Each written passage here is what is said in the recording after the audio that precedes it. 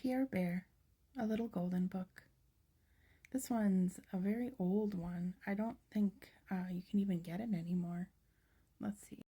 Copyright is 1954. It's a Richard Scarry Little Golden Book. In a windswept cabin away up north lived brave Pierre Bear. He lived all by himself. When Pierre wanted to fish supper, he went fishing all alone. He cut a hole in the ice and dropped in his fishing line. Soon he pulled out a big fish, for Pierre was a great fisherman. Pierre went home and cooked his fish. He put the red cloth on the table, and he sat before the fire to eat his fine supper. I wish there was someone here to share my supper, thought lonely Pierre Bear. Then Pierre climbed between the soft furs that were his bed. He went to sleep and dreamt a happy dream. He dreamt that he was with a lot of other bears who were laughing and singing and never lonely. Next morning, when Pierre Bear looked in his cupboard, he saw that he needed more food. So he took his big rifle and headed for the wild woods to hunt the terrible moose, the biggest, wildest animal of the north. Pierre walked across the snow until he found the huge tracks of the terrible moose. Then he blew a moose call on his moose-calling horn. And a huge, terrible moose came crashing through the woods. His antlers were enormous. His hoofs beat like thunder. He charged for Pierre, but the brave little bear was not afraid. He shot him, bang, and the moose fell dead, for Pierre was the bravest hunter of all the north. Pierre took his moose home and he made a moose stew and a moose pie and moose cake and 13 jars of minced moose meat. His cupboard was full, and he wished that he had someone to help him eat all that good food. From the moose antlers he made a big hat rack to hang upon the wall. Pierre hung his hat on one of the antlers. Someone else's hat should hang on the other antler, thought the lonely bear. Then one day it came time for Pierre Bear to take the furs he had hunted all season to the trading post to sell. He piled them on his sled and went off the long journey through the woods. He wore his red hat and his best snowshoes.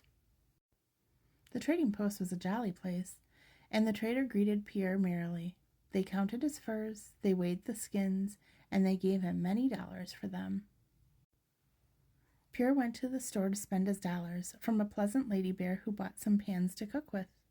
I need a guitar to sing to, for I live alone, said Pierre.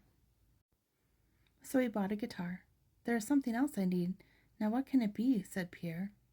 If you live all alone, you need company, said the lady bear. She is right, thought Pierre. So the very next day, Pierre Bear made the lady bear his wife. He tucked her into his sled with his new guitar and his pots and pans, and away they went over the snow to his cabin. It was very nice to have Mrs. Pierre Bear around the cabin. She hung her bonnet on the new hat rack, and it looked very gay. She cooked a fine supper in the new pots and pans. When Pierre strummed his guitar and sang, Mrs. Pierre giggled and clapped, and so they lived happily all year long. Then, one day, spring came to the north. The snow melted and dripped from the windows. Wild flowers bloomed on the roof of the cabin. But best of all, spring brought a little baby bear to Mr. and Mrs. Pierre Bear.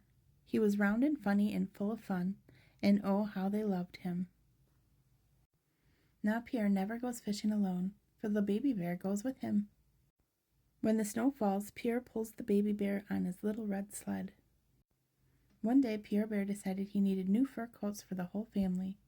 So he and little Pierre paddled in their little boats through the thundering ocean to the place where the fur seal lived. They hunted for the biggest, wildest, furriest seal. They found him, and they shot him. Bang! For Pierre and little Pierre were two great hunters. They took the sealskin back to their cabin. Pierre dried the skin and cut it into sleeves and such. Then, with her bone needle, Mrs. Pierre sewed them all coats. They tried them on in front of the mirror. What handsome coats, said Pierre to his wife. They should be, said Mrs. Pierre proudly, for you are the two greatest hunters of all the north. The end.